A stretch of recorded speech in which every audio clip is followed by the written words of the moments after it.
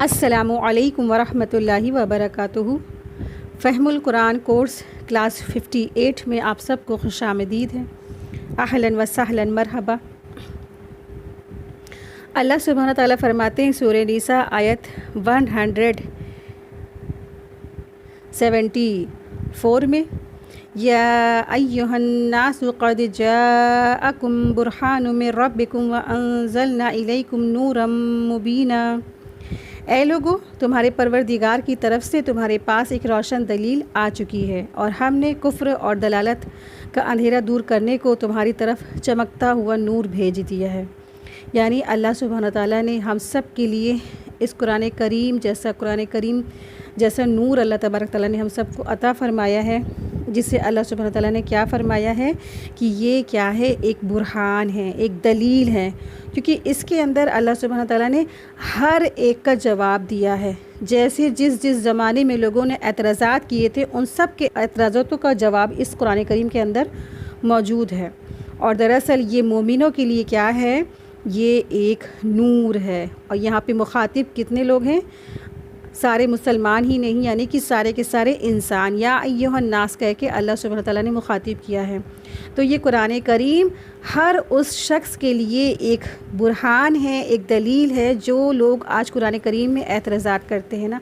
آپ نے دیکھا ہوگا، سنا بھی ہوگا، اور ہماری زندگیوں میں ایسے لوگ ٹکرا بھی جاتے ہیں جو قرآن کریم صرف اس لیے پڑھتے تھے کہ اس قرآن کریم میں وہ کیا کریں، کوئی ٹیڑھ تلاش لے، کوئی ایسی بات تلاش لے جس سے یہ پروو کر سکے کہ یہ قرآن کریم کیا ہے، صحیح نہیں ہے، غلط ہے۔ لیکن ہوتا کیا ہے، لیکن جب کوئی اس کو ایک صاف دل والا قرآن پڑھتا ہے نا، تو وہ کیا ہوتا ہے، اللہ تبارک تعالیٰ اس کو ہدایت کے راستے تک بھی پہنچا دیتے ہیں۔ وہ جو اس کو غلط پروو کرنے کے لیے پڑھنے لگا تھا، لیکن وہ کیا ہوتا ہے، وہ اللہ والا بھی بن جاتا ہے، اللہ تعالیٰ اس کو ہدایت بھی عطا فرما دیتے ہیں۔ کیونکہ دراصل کیا تھا نا، اس نے ایسے دلائل اکٹھا کرنے شروع کیے جس میں اعتراضات وہ کر سکے، لیکن رزلٹ کیا ہوا، اس کے جو بھی دل میں شکوک اور شبہات تھی، اللہ تبارک تعالیٰ نے ان کو اس قرآن کریم کے ذریعے سے اس کے شکوک اور شبہات کو دور کر دیا، اور پھر اس کے دل کے لیے یہ قرآن کریم کیا بن گیا، ایک کھلا ہوا واضح نور بن گیا۔ تو یہ قرآن کریم اللہ سبحانہ تعالیٰ نے فرمایا نا کہ بے شک تمہارے پاس ایک ایسا جو برہان، ایک ایسی دلیل آ چکی ہے تمہارے رب کی طرف سے، جو واقعی میں یہ ایک کیا ہے، کھلا ایک نور ہے، ایک واضح نور ہے۔ تو ہر اس شخص کے لیے نور بن جاتا ہے جو صدق دل سے اس کو پڑھنا اور سمجھنا اور غور فکر کرتا ہے۔ تو اللہ تبارک تعالیٰ سے دعا ہے کہ اللہ سبحانہ تعالیٰ اس قرآن کریم کو ہم سب کے لیے نور مبین بنا دے، اور اللہ سبحانہ تعالیٰ ہم سب کو اس قرآن کریم کے راستے پہ استقامت دے، آخری سانس تک اس راستے پہ ہم سب ڈٹے رہیں اور جمے رہیں۔ آمین یا رب العالمین۔ نحمدہ ونصلی علی رسولہ الکریم، اما بعد فاعوذ باللہ من الشیطان الرجیم، بسم اللہ الرحمن الرحیم۔ رب اشرح لی صدری ویسر لی امری واحلل عقدۃ من لسانی یفقہوا قولی، ربی زدنی علما، ربی یسر ولا تعسر وتمم بالخیر وبک نستعین۔ آمین یا رب العالمین۔ سورہ آل عمران آیت 151 to 160 آج کا ہمارا لیسن ہے۔ بسم اللہ الرحمن الرحیم۔ آیت 151، سنلقی فی قلوب الذین کفروا الرعب بما اشرکوا باللہ ما لم ينزل به سلطانا ومأواہم النار وبئس مثوى الظالمین۔ ہم عنقریب ان لوگوں کے دلوں میں جنہوں نے کفر کیا ہے رعب ڈال دیں گے، اس لیے کہ انہوں نے اللہ کے ساتھ اس کو شریک بنایا جس کی اس نے کوئی دلیل نہیں اتاری، اور ان کا ٹھکانہ آگ ہے، اور وہ ظالموں کا بڑا برا ٹھکانہ ہے۔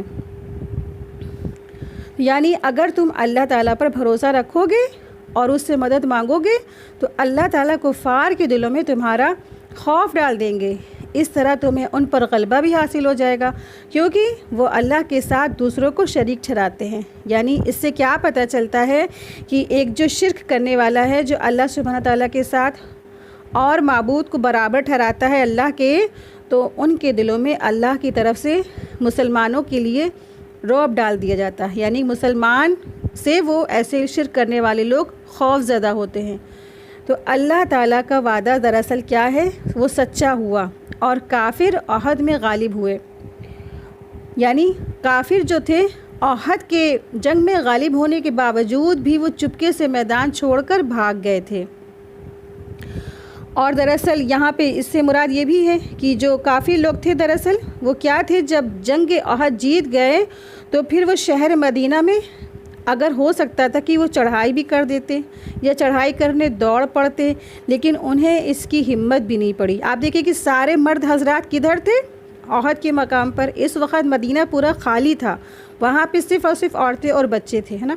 لیکن اللہ سبحانہ تعالیٰ نے ان کے دلوں میں ایسا مسلمانوں کی طرف سے رعب ڈال دیا کہ مسلمانوں سے وہ ڈر گئے کہ واپس سے وہ اپنے شہر مکہ چلے گئے، اور وہ مکہ واپس لوٹ گئے۔ پھر جب کچھ راستہ طے کر چکے تو اپنی حماقت پر پھر افسوس بھی کرنے لگے، اور ان کو یہ بھی ہوا کہ مسلمان تو ہم سے ہار ہی چکے تھے، شکست ہو گئی تھی، اور اگر ہم وہاں پر مدینہ کی طرف چڑھائی کر دیتے اور یا مسلمانوں کو بالکل پوری طرح سے ختم ہی کر دیتے تو واقعی میں ہمارے لیے بہت ہی اچھا رہتا۔ اور جب جیسے ہی انہوں نے یہ ارادہ کیا کہ واپس جا کے وہ مدینہ کی طرف، یعنی جو گھر بچے تھے مجاہدین کے، ان کی طرف وہ حملہ ہوں، لیکن اللہ تبارک تعالیٰ نے ان کے دلوں میں مسلمانوں کے لیے رعب ڈال دیا، یعنی کہ رسول اللہ صلی اللہ علیہ وسلم کا رعب مستقل طور پر دشمن کے دلوں میں ڈال دیا گیا۔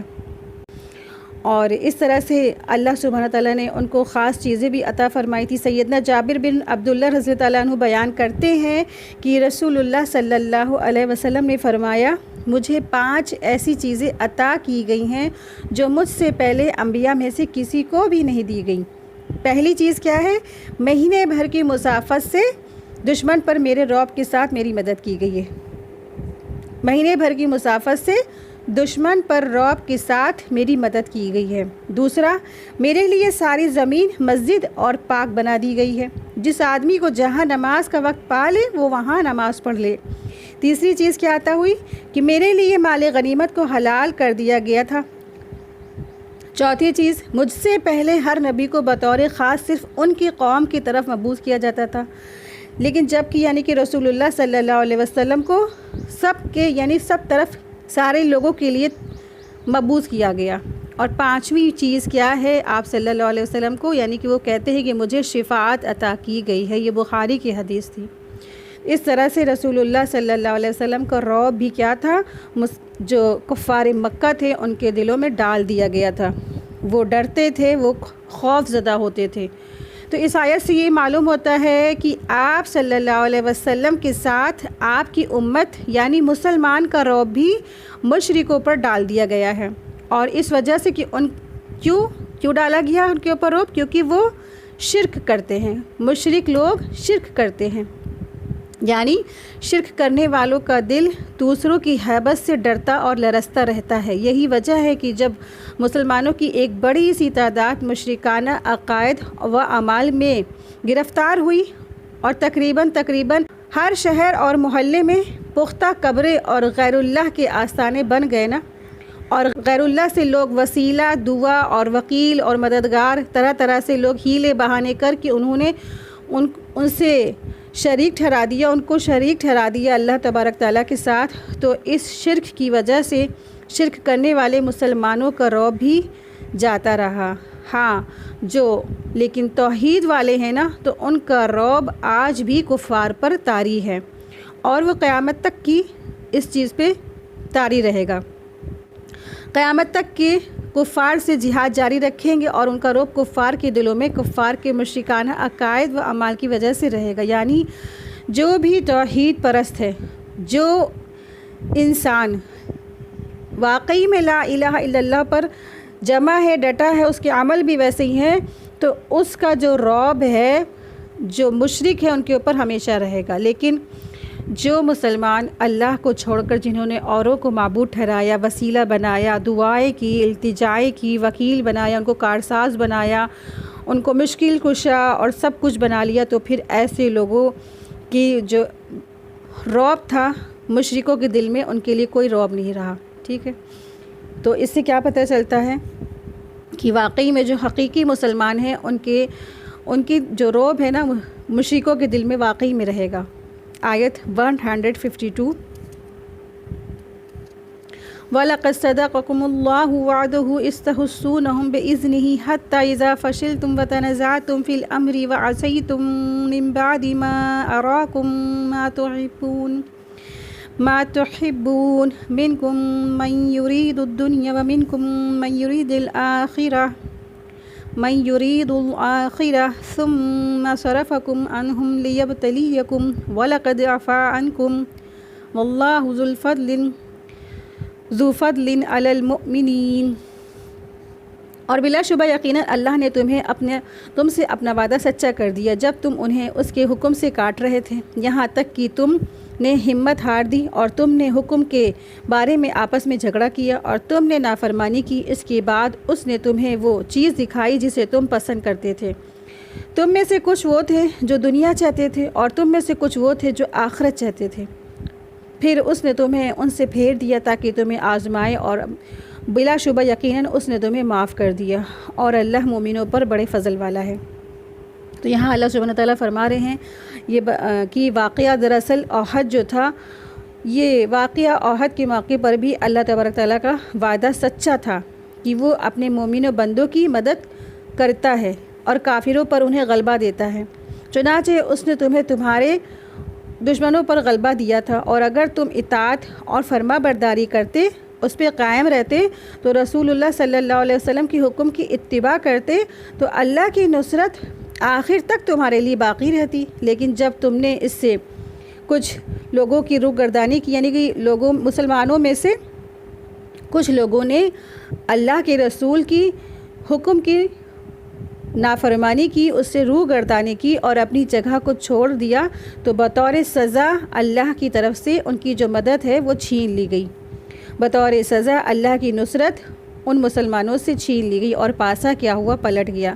یعنی رسول اللہ صلی اللہ علیہ وسلم نے جو 50 لوگوں کو جو درہ تھا، مقام ایک پہاڑ کے پیچھے ایک چھوٹی سی جگہ تھی، اور وہاں پہ سیٹ کیا تھا اور کہا تھا رسول اللہ صلی اللہ علیہ وسلم نے کہ تم لوگ یہاں سے مت ہٹنا، اگر تم کو یہ معلوم ہو جائے کہ ہم جیت بھی گئے ہیں اور جو ہے ہم جنگ جیت گئے ہیں، تب بھی تم یہاں سے اس جگہ سے مت ہٹنا جب تک کہ میرا حکم نہ آ جائے۔ اور اگر تم یہ بھی دیکھ لو، یہاں تک کہ اتنی بڑی بات بھی آپ صلی اللہ علیہ وسلم نے کہی تھی کہ یہاں تک کہ تم لوگ یہ دیکھ لو کہ ہمارے سروں کو پرندے نوچ کھا رہے ہیں اور اس کے باوجود بھی تم لوگ وہاں سے مت ہٹنا۔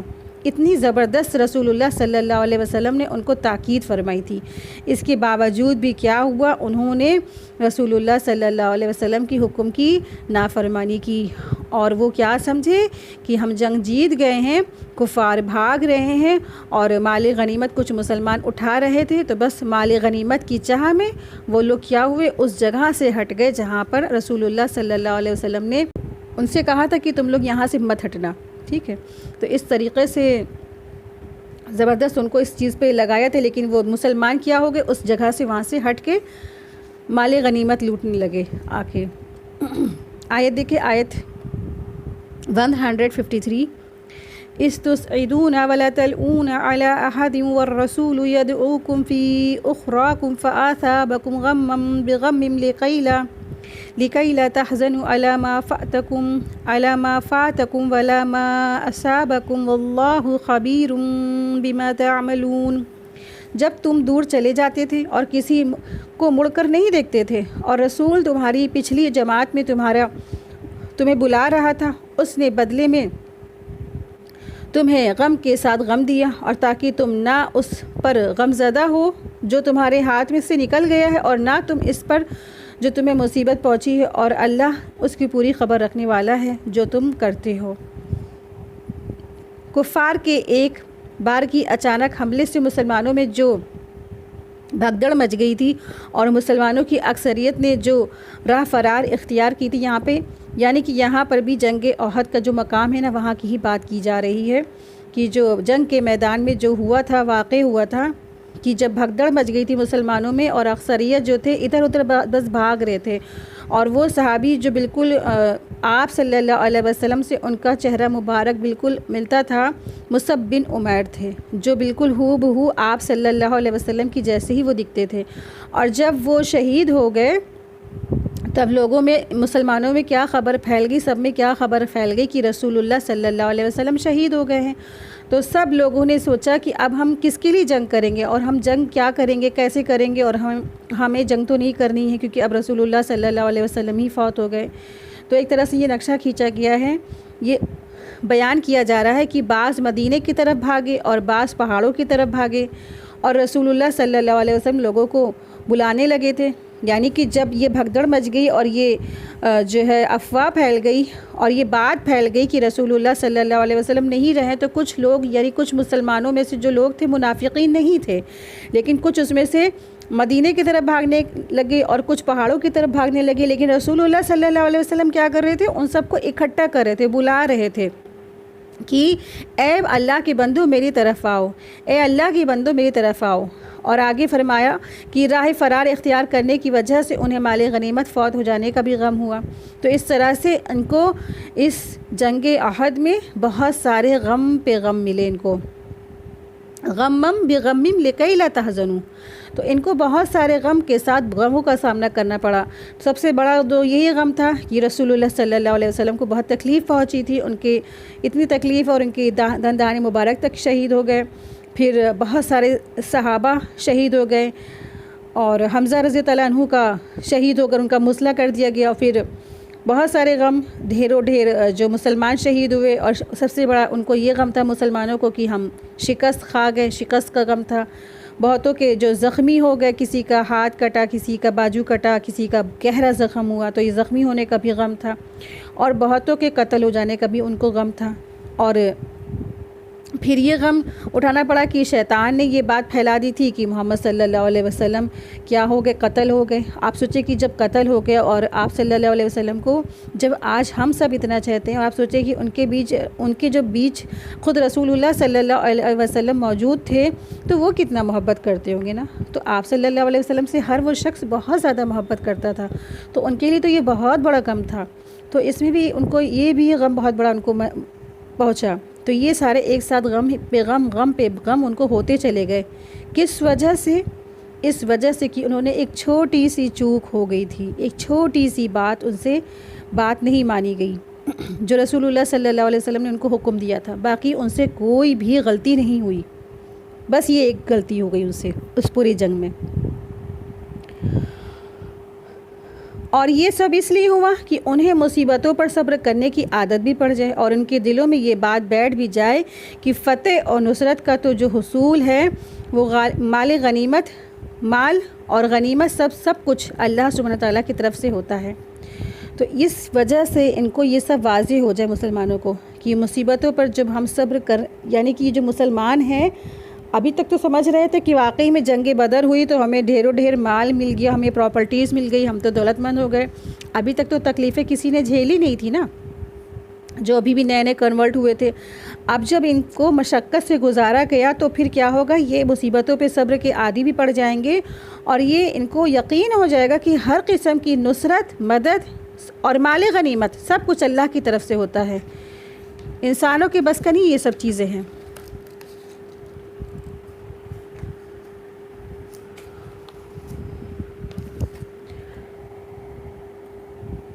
اور آپ دیکھیں کہ بعض دفعہ اللہ تعالیٰ انسان کو پختہ کرتا بھی ہے بڑے کام کے لیے نا۔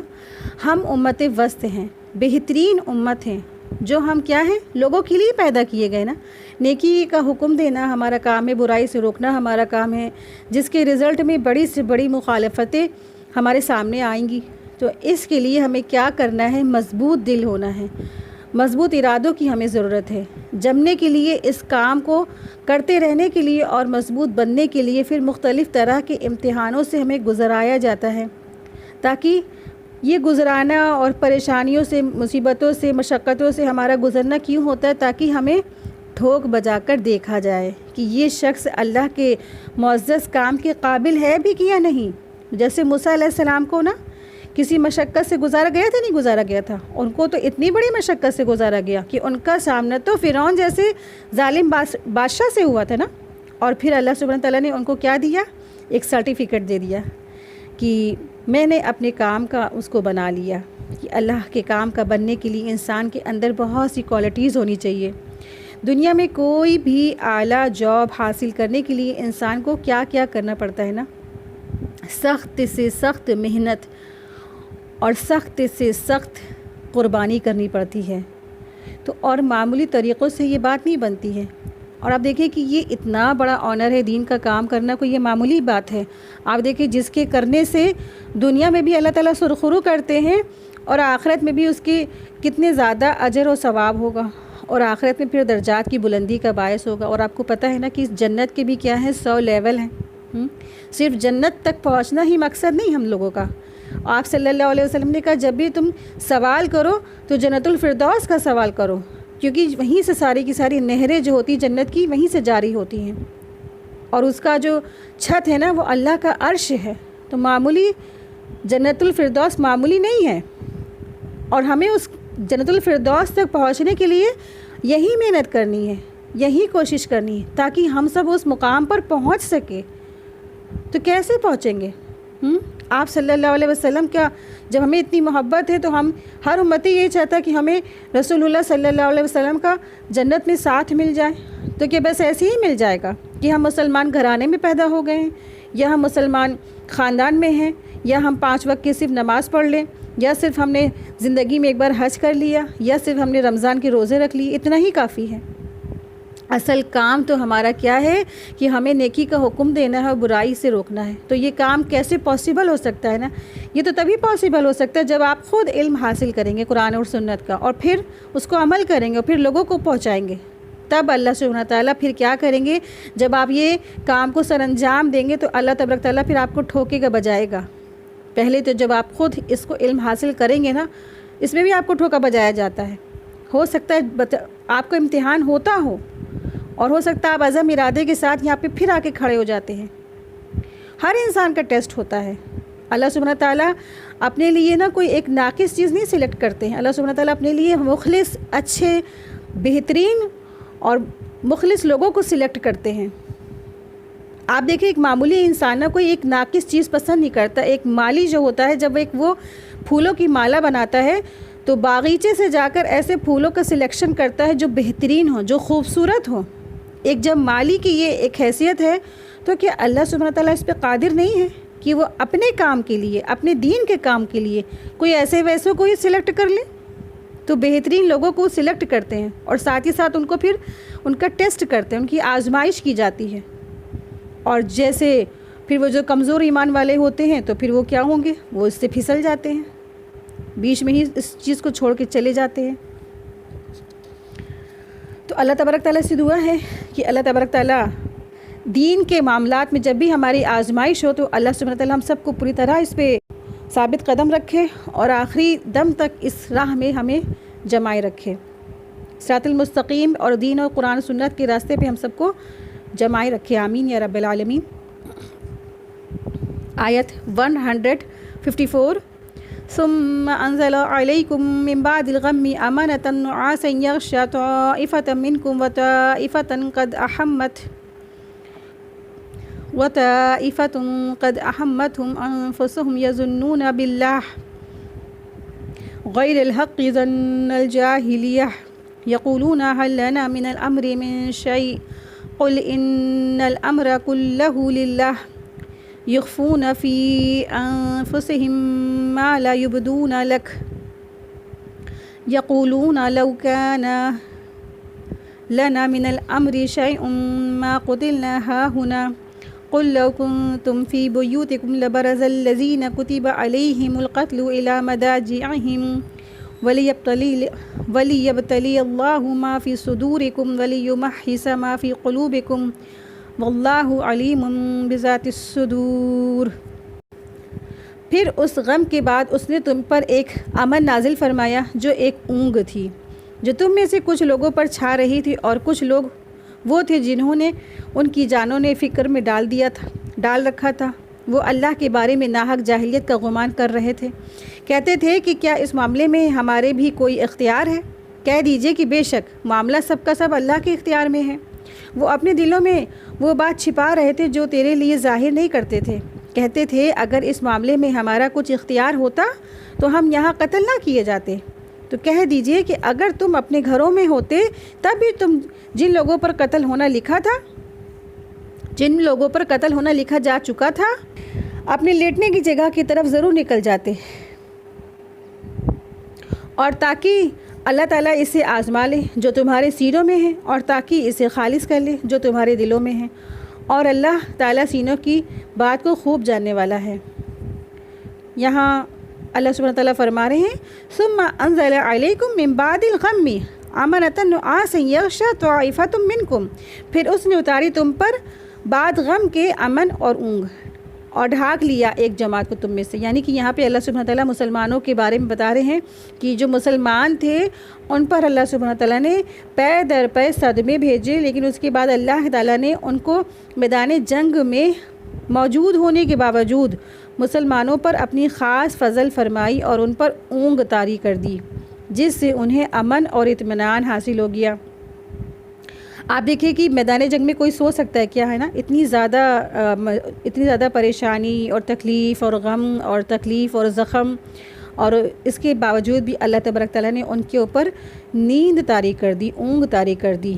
اور آپ دیکھیں کہ جب بھی کوئی پریشانی ہوتی ہے نا، کوئی بھی مشکلات ہوتی ہے، اور پھر جب اس وقت آپ پر اونگ آ جاتی ہے یا نیند آ جاتی ہے، اور پھر جب آپ سو کر اٹھتے ہیں نا تو کیا ہوتا ہے، وہ غم، وہ پریشانی، وہ صدمہ ہلکا ہو جاتا ہے۔ اسی طرح سے ان مسلمانوں کا بھی اللہ تبارک تعالیٰ نے ان کے اوپر نیند طاری کر دی، اور جب یہ تھوڑا سا اٹھے اس کے بعد ان کا بھی غم تھوڑا ہلکا ہو گیا۔ تو یہ اونگ جب مشکلات میں جب اونگ آتی ہے، جب مصائب ہونے پر انسان کو نیند آتی ہے، تو یہ اللہ کی طرف سے ایک نعمت ہوتی ہے۔ سیدنا ابو طلحہ رضی اللہ عنہ بیان کرتے ہیں کہ ہم پر اونگ طاری ہو گئی جب کہ ہم احد کے دن اپنی صفوں میں کھڑے ہوئے تھے۔ عالم یہ تھا کہ میری تلوار میرے ہاتھ سے گری جاتی تھی، میں اسے اٹھا لیتا تھا اور وہ بھی پھر بھی گری جاتی تھی، اور میں اسے پھر اٹھا لیتا تھا۔ یہ بخاری کی حدیث ہے۔ اس سے کیا پتہ چلتا ہے کہ واقعی میں وہ جو مسلمان تھے ان پہ بہت زیادہ نیند اللہ سبحانہ تعالیٰ نے نازل فرما دی تھی، اور ایسی نیند کہ ہاتھوں سے تلوار ان کی گری جا رہی نا، صف میں کھڑے ہوئے۔ آپ تو سوچیں کہ ایک انسان سٹینڈ پہ ہے نا، کھڑا ہوا ہے، اور پوری لائن لگی ہوئی ہے، لائن پہ کیا ہوا، اونگ طاری کر دی اللہ تبارک تعالیٰ نے۔ وطائفات قد اہمتہم انفسہم، اور ایک جماعت انہیں فکر یہ لگی ہوئی تھی صرف اور صرف اپنی جانوں کی ہی، یعنی کہ اس سے مراد جو تھے منافقین ہیں۔ ظاہر ہے کہ ایسے حالات میں ان کو اتنی اپنی جانوں کی ہی فکر تھی۔ تو منافقین ہمیشہ جو تھا پریشانی مشکلات سے بھاگتا ہے، اور ان کو صرف اور صرف ہمیشہ اپنی جانوں کی فکر ہے۔ سیدنا ابو طلحہ رضی اللہ عنہ بیان کرتے ہیں کہ جو دوسرا گروہ ہے وہ منافقین کا ہے، انہیں اپنی جانوں کے علاوہ اور کوئی دوسری چیز کی فکر نہیں تھی، اور وہ قوم میں سب سے زیادہ بزدل لوگ ہیں۔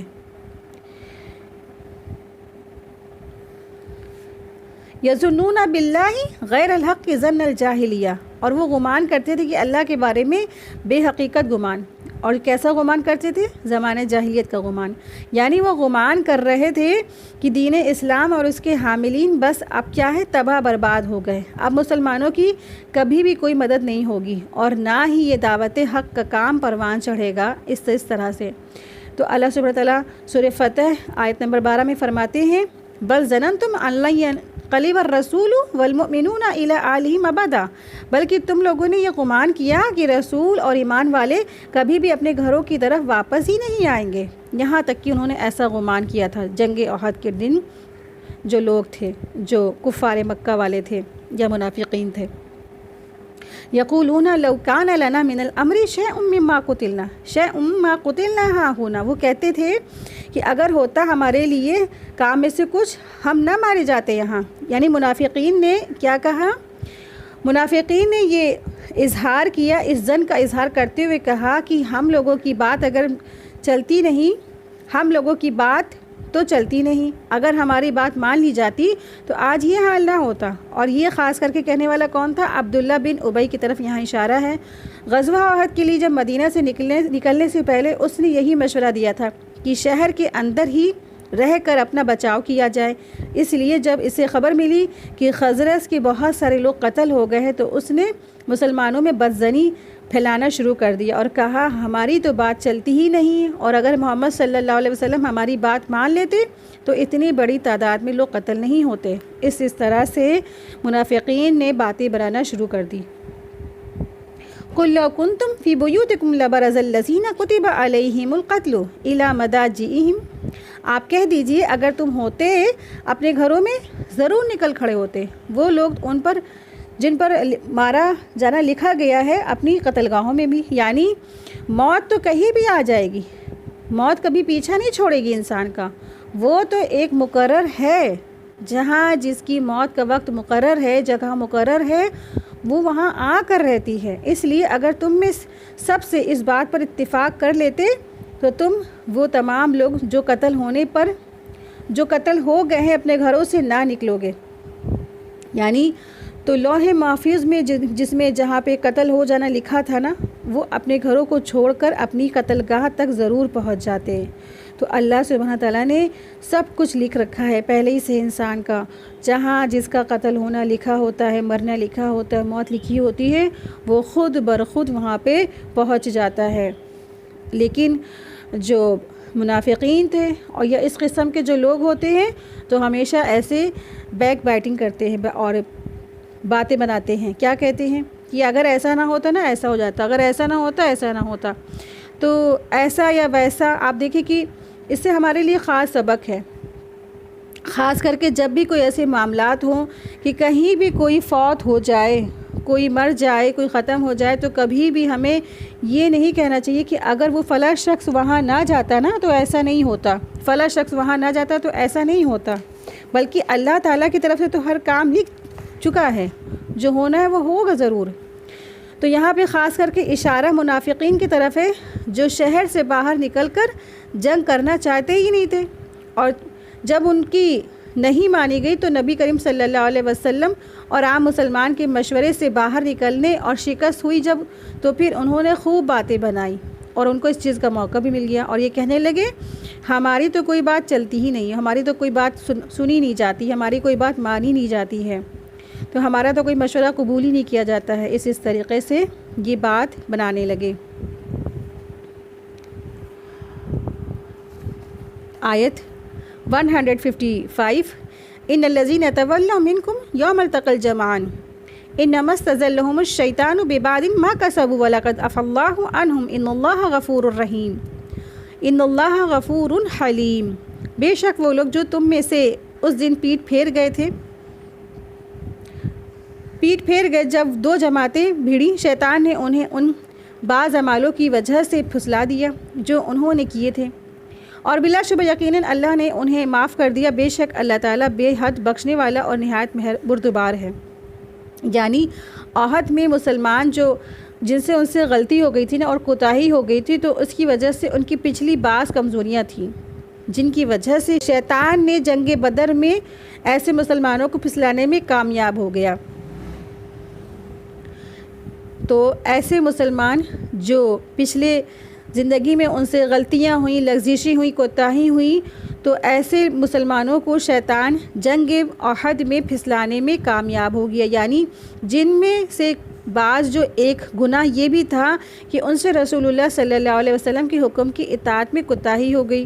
مقصد یہ کہ بعض مخلص مسلمان جو اس دن بھاگ کھڑے ہوئے وہ اس وجہ سے نہیں بھاگے تھے کہ وہ اسلام سے پھر گئے یا منافق نہیں تھے، بلکہ شامت نفس اور پچھلی بعض کمزوریاں کی وجہ سے شیطان کو انہیں بہکانے کا موقع بھی مل گیا۔ اس لیے رسول اللہ صلی اللہ علیہ وسلم نے اپنے خطبے میں فرمایا کرتے تھے وَنَعُوذُ بِاللَّهِ مِن شُرُورِ أَنفُسِنَا وَمِن سَيِّئَاتِ أَعْمَالِنَا، اور ہم اپنے نفس کے شر اور اپنے اعمال کی برائیوں سے اللہ آپ کی پناہ چاہتے ہیں۔ تو یہ بھی معلوم ہوا کہ نفس کا شر ہو یا اعمال کی شامت، ان کے ساتھ شیطان کا گمراہ کرنا بھی شامل ہوتا ہے۔ اس کے بعد اللہ تعالیٰ نے ان مسلمانوں کی معافی کا اعلان کر دیا یعنی جو دل میں واقعی میں اخلاص رکھتے تھے ان کی توبہ اور معذرتوں کے سبب اللہ تعالیٰ نے انہیں معاف کر دیا۔ اور آپ دیکھیں کہ سلف کا بھی یہی قول ہے کہ جب انسان نیکی کرتا ہے نا تو نیکی کا بدلہ یہ بھی ہے کہ اس کے بعد مزید نیکی کی توفیقیں اس کو مل جاتی ہیں، اور لیکن ایک شخص جو برائی کرتا ہے تو اس کو برائی کا بدلہ کیا ہے کہ اس کے بعد اس کو مزید برائی کا راستہ کھلتا چلا جاتا ہے اور حالات ہموار ہوتے چلے جاتے ہیں۔ تو جب نیکی کرے گا تو نیکی کی طرف اس کا مزید بڑھتا جائے گا، اور اگر گناہ کرے گا تو وہ گناہ کی طرف مزید زیادہ بڑھتا چلا جائے گا۔ تو اللہ تعالیٰ نے صحابہ کرام کی لغزشوں کو، کمیوں کو، کوتاہیوں کو اور ان کے نتیجے اور ان کے حکمتوں کے بعد پھر بھی اپنی طرف سے ان کی معافی کا اعلان فرما دیا، جس سے معلوم ہوتا ہے کہ بارگاہ الہی میں وہ کیا تھے، محبوب تھے، اور جبھی سے تو ان کے ناموں کے آگے رضی اللہ تعالیٰ عنہ لگا۔ اور آپ دیکھیے دوسری چیز اہم کہ عام مومنوں کو یہاں تنبیہ بھی کی گئی ہے کہ وہ مومنوں اور صادقین کو جب اللہ تعالیٰ نے معاف کر دیے نا، جو مہاجرین اور انصار جو تھے، جو سابقون اولون جو تھے، جب اللہ تعالیٰ نے ان کو معاف کر دیا، اب کسی بھی طرح کے لیے ان کے بارے میں غلط بات پھیلانا عام مسلمانوں کو شیوا نہیں دیتا۔ ان کے بارے میں کوئی غلط بات کہے، غلط باتیں کہیں، آج ہمیں ہے نا ایسے کوئی باتیں، فضول کی باتیں صحابہ کے بارے میں نہیں کہنی چاہیے۔ تو صحابہ سے جو غلطی ہوئی تھی اللہ تبارک تعالیٰ نے ان کو معاف کر دیا، ان سے درگزر فرمایا اور ان کی اصلاح کرا دی۔ لیکن آج ہمیں یہ کہنے کی کوئی ضرورت نہیں ہے کہ صحابہ سے اس طرح سے غلطی ہوئی اور اگر صحابہ یہ نہ کرتے تو ایسا نہ ہوتا، یا اگر ایسے طرح سے ہمیں کوئی کہنے کی ضرورت نہیں ہے۔ تو اس سے ہمیں ایک خاص نصیحت پتہ چلتی ہے، خاص چیز پتہ چلتی ہے۔ آپ دیکھیں کہ ایک انسان جس سے اپنی پچھلی زندگی میں کوئی غلطی گناہ ہو گئی، کوئی بڑے گناہ کر دیے، اب اگر وہ کیا ہے پریزنٹ میں وہ اگر نیک اور اچھا ہو گیا، صالحین ہو گیا، تو کسی کو بھی یہ حق نہیں ہے کہ وہ پاسٹ میں کیا تھا اور اس کو آج وہ کہہ کے وہ تانے دے، جبکہ آج تو وہ اللہ والا ہو گیا ہے، وہ نیک لوگ ہو گیا ہے، نیکوں میں شامل ہو گیا ہے، تو پھر ہمیں اس کے پاسٹ کو سامنے رکھ کر اس کے اوپر بار بار تانا کرنے کی ضرورت نہیں ہے۔ اور آپ نے اکثر دیکھا ہوگا نا کہ بہت سے لوگوں کی پکس یا فوٹوز وائرل ہوتی ہے کہ پاسٹ میں یہ اس طریقے کے تھے، پریزنٹ میں اس طریقے کے ہیں۔ تو اس سے کیا پتہ چلتا ہے نا کہ ان کا جو پاسٹ جو بھی تھا اس کو اس سے اچھالنے کی ضرورت نہیں ہے ہمیں۔ جب اللہ نے ان کے عیبوں کو ڈھانک دیا تو ہمیں کوئی ضرورت نہیں کہ ہم ان کی چیزوں کو، ان کے عیبوں کو اچھالیں اور بار بار ان کو پورے میں مشہور کر دیں کہ پہلے ہی تو یہ اس طرح کے گنہگار تھے، آج اللہ نے ان کو ہدایت دے دی نا۔ لیکن ہمارے معاشرے میں کیا ہوتا ہے، اکثریت ایسے لوگوں کو خوب تانے دیتا ہے، کہتا ہے ہاں ٹھیک ہے بھائی، 900 چوہے کھا کے بلی حج کو چلی، ہے نا۔ اس طریقے کے آج معاشرے میں لوگوں کو تانے دیے جاتے ہیں، طنز کیے جاتے ہیں، ٹانٹنگ کی جاتی ہے جسے کہتے ہیں۔ تو ٹانٹنگ، طنز اور تانے یہ سب کیا ہے، سب کچھ اللہ تعالیٰ دیکھ رہا ہے۔ لیکن آپ دیکھیں جب جس کو اللہ تبارک تعالیٰ نے معاف کر دیا تو اس کو ہم ہوتے کون ہے کہنے والے، تانے دینے والے نا۔ تو اس طریقے سے اگر کوئی شخص ہے اس کا پاسٹ کیسا بھی رہا ہو، اس نے کیا معلوم کیسی سچی توبہ کر لی، کیا معلوم اس نے کیسا اللہ کے آگے معافی مانگ لی، تو ہمیں کوئی اس چیز کی ضرورت نہیں ہے کہ ہم آج کسی کو اس کا پاسٹ کو سامنے رکھ کے اس کو تانے دیں۔ کوئی بھی ہمیں حق نہیں کسی کو اس طریقے کا تانے دینے کا اور تنبیہ کرنے کا اور ٹانٹنگ کرنے کا۔ آج وہ کیا ہے اس کو دیکھیے، کل وہ کیا تھا اس کو مت دیکھیے۔ آیت 156، یا ایھا الذین آمنوا لا تکونوا کالذین کفروا وقالوا لاخوانهم اذا ضربوا في الارض او كانوا غزا لو كانوا عندنا ما ماتوا وما قتلوا لیجعل اللہ ذلک حسرۃ فی قلوبہم واللہ یحیی ویمیت واللہ بما تعملون بصیر۔ اے لوگو جو ایمان لائے ہو ان لوگوں کی طرح نہ ہو جاؤ جنہوں نے کفر کیا اور اپنے بھائیوں کے بارے میں کہا جب انہوں نے زمین میں سفر کیا یا وہ لڑنے والے تھے، اگر وہ ہمارے پاس ہوتے تو نہ مرتے اور نہ قتل کیے جاتے، تاکہ اللہ تعالیٰ اسے ان لوگوں کے دلوں میں حسرت بنا دے۔ اور اللہ زندگی بخشتا ہے اور موت دیتا ہے، اور اللہ اس کو جو تم کرتے ہو خوب دیکھنے والا ہے۔ تو اللہ تعالیٰ نے اپنے مومن بندوں کو کفار کے اس فاسد عقیدے کی مشابہت اختیار کرنے سے منع کیا ہے، جو ان کی بات سے معلوم ہوتا ہے، جو انہوں نے اپنے ان بھائیوں کے بارے میں کہا کہ میں کہیں تھی جو سفروں میں اور جنگجو میں فوت ہو گئے، یعنی کہ کچھ ایسے لوگ تھے جو سفر میں اور جنگوں میں فوت ہو گئے تھے، اگر وہ ان سفر اور جنگوں کو اختیار نہ کرتے تو اس صورتحال سے دوچار نہیں ہوتے۔ یعنی وہ اس طریقے سے بات بناتے تھے، کہتے تھے اگر وہ اس سفر میں نہیں جاتے یا اگر اس جنگ میں نہ جاتے تو وہ نہ مرتے، وہ نہ فوت ہوتے۔ تو یہ عقیدہ دراصل کیا ہے؟ اس طریقے کا بزدلی ہے۔ اس کے اپوزٹ جب یہ عقیدہ ہوا تو یہ کیا ہے؟ موت اور حیات اللہ کے ہاتھ میں ہے، تو اس سے انسان کے اندر عزم اور حوصلہ بھی پیدا ہوتا ہے، اللہ کی راہ میں لڑنے کا جذبہ بھی پیدا ہوتا ہے۔ تو یہ دراصل کیا ہے؟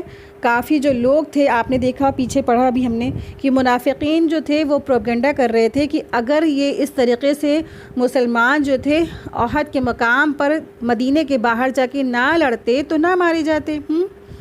اور آج بھی آپ نے دیکھا ہے ہمارے کیا معاشرے میں کافی لوگ ایسے کہتے بھی ہیں نا کہ اگر وہ فلاں ہاسپٹل میں نہ جاتی تو نہ فوت ہوتی، نہ ان کی موت آتی، فلاں ہاسپٹل لے جاتی تو وہ بچ جاتی ہے نا، فلاں ہسپتال لے جاتی تو وہ بچ جاتے۔ یا کوئی اگر راستے میں کوئی گیا ہے یا اس کی طبیعت اچانک خراب ہو گئی تو وہ یہی لوگ کہتے ہیں، اکثر یہی ان کی بات ہوتی ہے، اگر نہ وہ فلاں سفر میں نہ جاتی تو وہ نہ مرتی، نہ فوت ہوتی، وہ بچ جاتی۔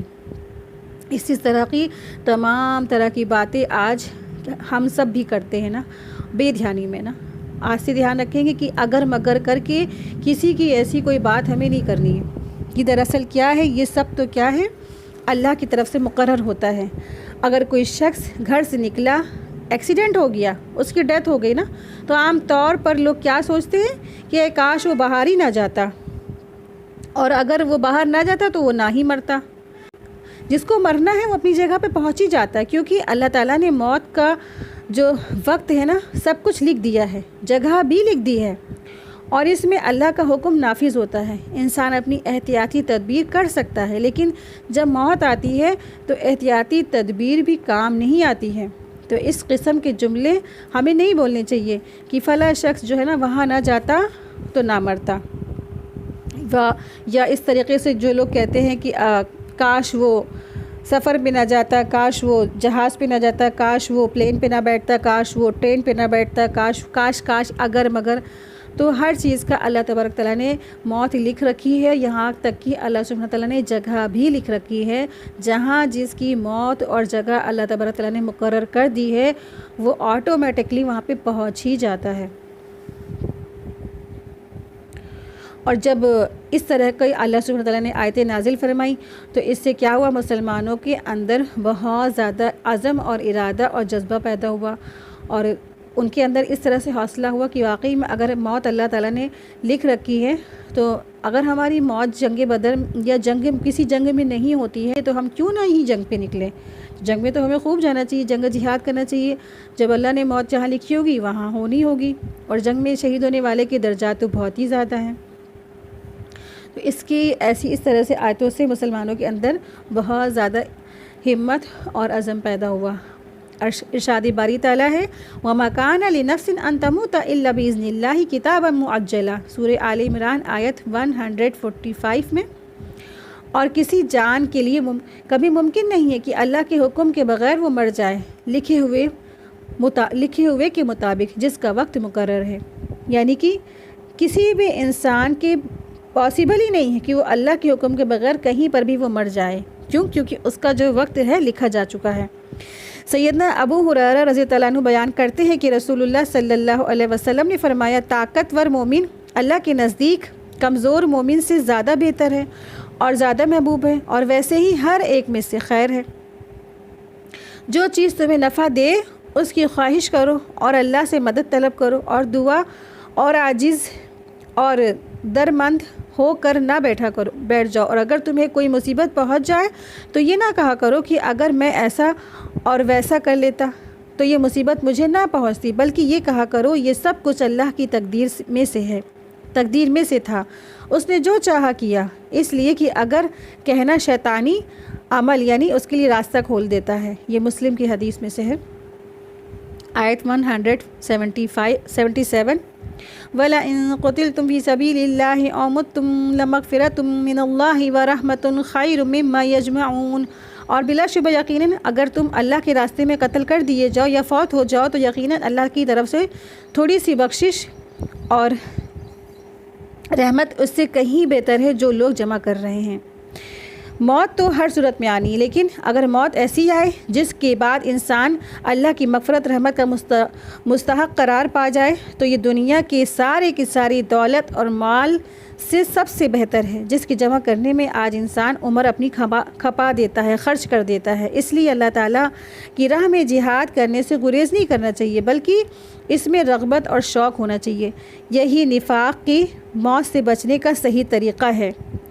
سیدنا ابو ہریرہ رضی اللہ عنہ بیان کرتے ہیں کہ رسول اللہ صلی اللہ علیہ وسلم نے فرمایا، جو شخص اس حالت میں مر جائے کہ اس نے نہ کبھی اللہ کے راستے میں جہاد کیا اور نہ کبھی اس کے دل میں جہاد کا خیال تک آیا، تو اس کی موت نفاق کے ایک درجے پر ہوگی۔ یہ مسلم کی حدیث ہے۔ آیت 158 وَلَئِن مُتُّمْ أَوْ قُتِلْتُمْ لَا إِلَى اللَّهِ تُحْشَرُونَ، اور بلا شبہ تم اگر مر جاؤ یا قتل کیے جاؤ تو یقیناً تم اللہ ہی کی طرف لوٹائے جاؤ گے۔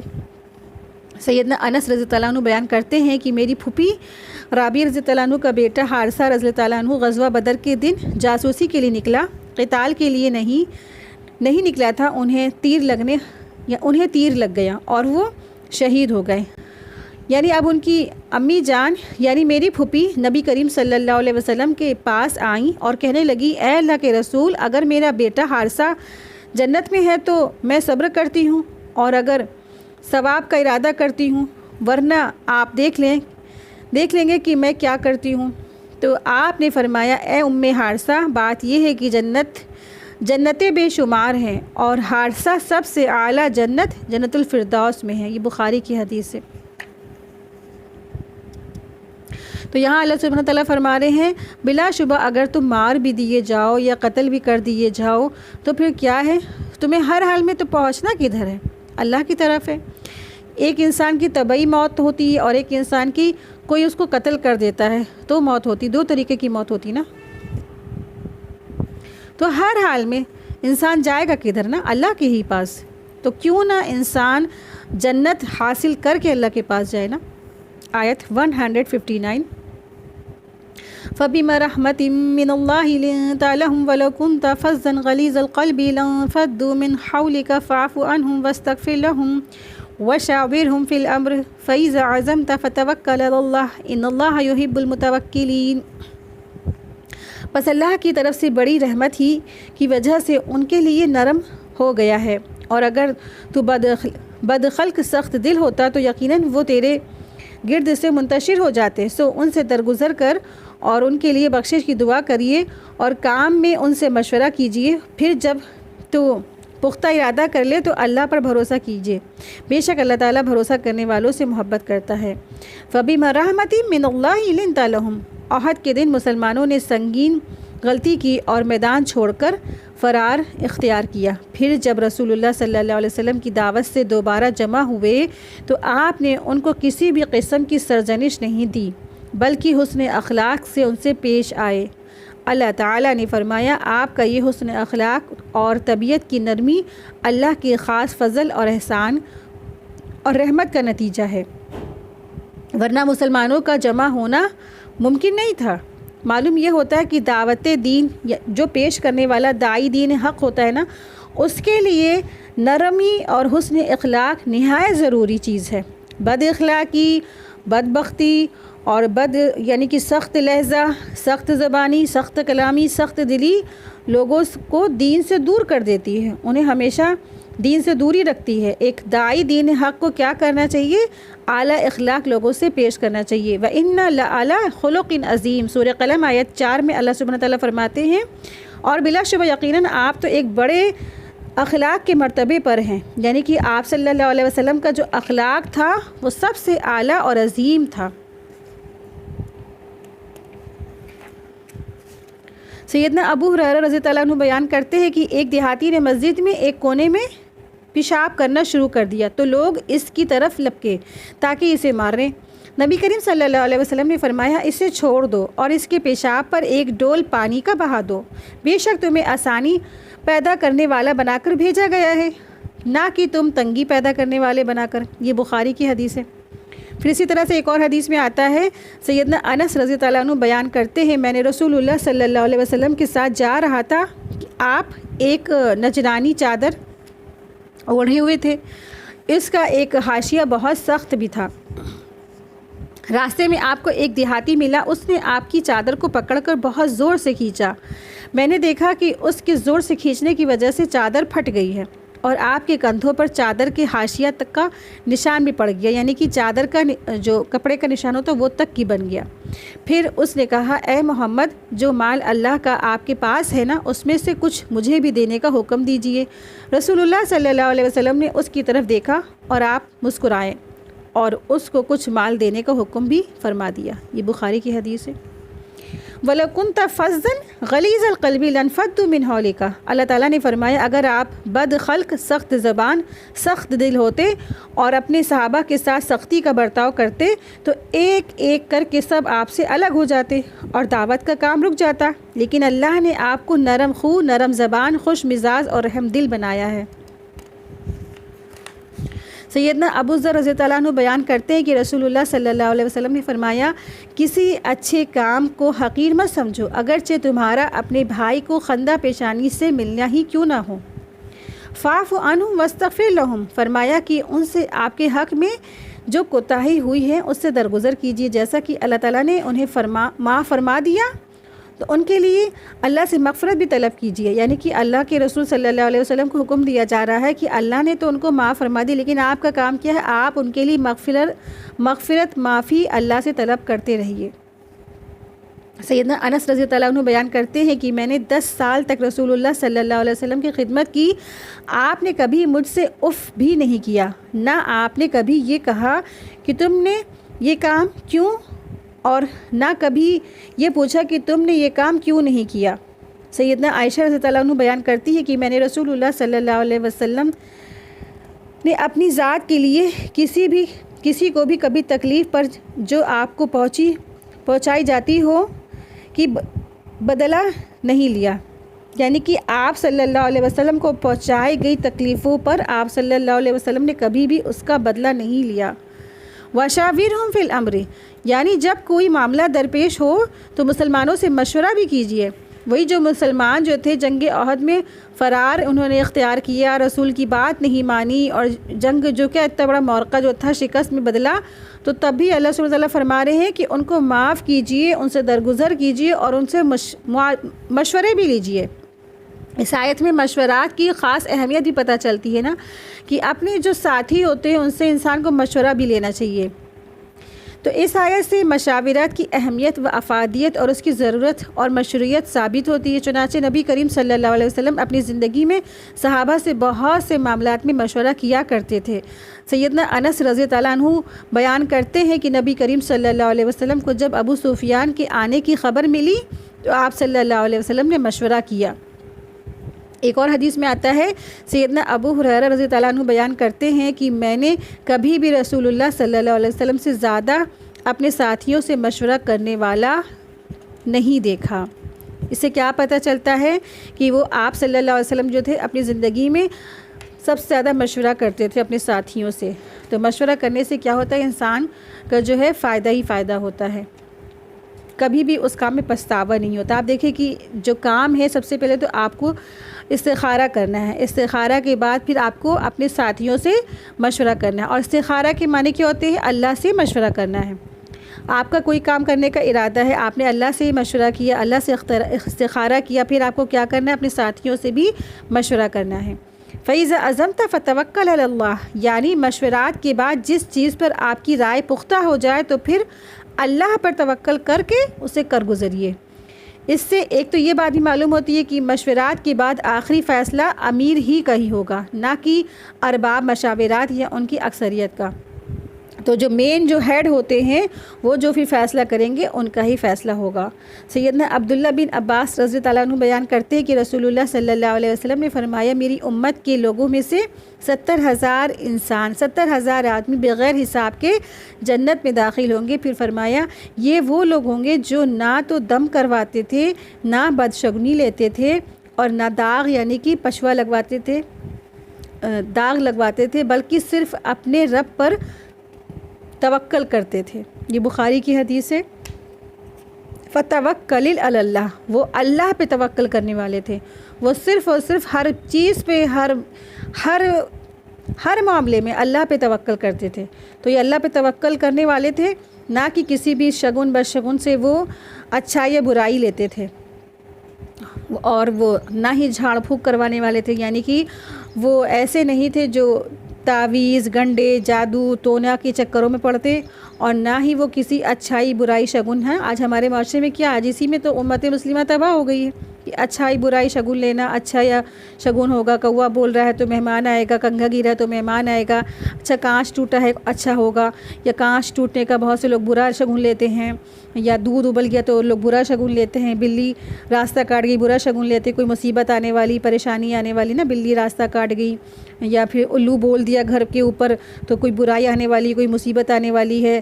یا کوئی ایک سہاگن ہے، اس کی ہاتھ کی کانچ کی چوڑیاں ٹوٹ گئی تو بہت بڑی مصیبت آنے والی، میرے سہاگ کو کچھ ہونے والا ہے. ایک سرے سے یہ سب کیا ہے، ایک دم ریجیکٹ ہے. کہ جب انسان اللہ پہ توکل کرتا ہے تو پھر یہ سب کیا ہے، یہ سب فضول کی باتیں ہیں. اچھا شگن برا شگن یہ سب کیا ہے، صرف اللہ پہ توکل ہونا چاہیے انسان کو. آیت 160، إن ينصركم الله فلا غالب لكم وإن يخذلكم فمن ذا الذي ينصركم من بعده وعلى الله فليتوكل المؤمنون. اگر اللہ تمہاری مدد کرے تو کوئی تم پر غالب آنے والا نہیں، اور اگر وہ تمہارے ساتھ چھوڑ دے تو وہ کون ہے جو اس کے بعد تمہاری مدد کرے گا. لہٰذا مومنوں کو چاہیے کہ وہ اللہ ہی پر بھروسہ کریں. اللہ تعالیٰ نے فرمایا کہ اگر اللہ تعالیٰ تمہاری مدد کرنا چاہے، جیسا کہ میدان بدر میں کی ہے، تو تم پر کوئی غالب نہیں آ سکتا. اور اگر اپنی مدد کھینچ لے، جیسا کہ میدان احد میں کیا تھا نا، تو کوئی تمہاری مدد کر نہیں سکتا. اس لیے تمام کام اللہ کے اختیارات میں ہیں. اس کی مدد فرما برداروں کو حاصل ہوتی ہے، جبکہ گناہ گار کیا ہوتے ہیں، اس کی نعمتوں سے اس سے جو ہے چھن جاتی ہے، نعمتوں سے چھین لی جاتی ہیں. جو نافرمان بندے ہوتے ہیں، اللہ کی نعمتیں ان سے چھین لی جاتی، سلب کر لی جاتی. اس لیے مومنوں کو یہاں پہ بھروسہ دیا جا رہا ہے. ان کو کیا کرنا چاہیے، وَعَلَى اللَّهِ فَلْيَتَوَكَّلِ الْمُؤْمِنُونَ، کہ ان کو چاہیے کہ وہ اللہ پر صرف اور صرف مومنوں کو اللہ پر بھروسہ کرنا چاہیے. اسی کے ساتھ ہی آج کی ہمارا لیسن مکمل ہوا. وآخر دعوانا الحمد للہ رب العالمین. سبحانک اللہم و بحمدک، اشہد ان لا الہ الا انت، استغفرک و اتوب الیک. السلام علیکم ورحمۃ اللہ وبرکاتہ. جزاک اللہ خیرا کثیرا.